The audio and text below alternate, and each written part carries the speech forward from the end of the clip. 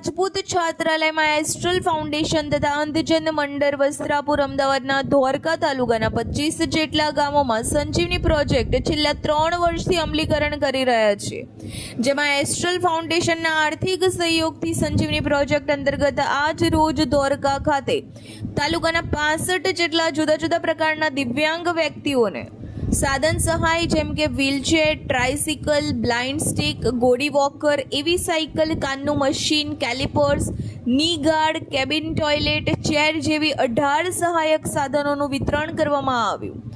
આ પ્રસંગે ઉપસ્થિત દિવ્યાંગ લાભાર્થીઓને ધોળકાના ધારાસભ્ય કિરીટસિંહ ડાભીના હસ્તે સાધન સહાય કીટનું વિતરણ કરવામાં આવ્યું।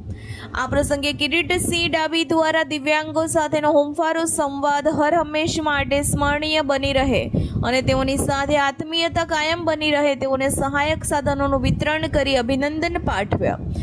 આ તકે Andhjan Mandal general secretary doctor Bhushan Punani, executive director Shri Nandni Raval, Astral ફાઉન્ડેશનના CSR coordinator Shri Naresh Rudaj, Astral પાઇપના ડેપ્યુટી મેનેજર શ્રી દિવેશ જાની તથા લાભાર્થીઓ ઉપસ્થિત રહ્યા।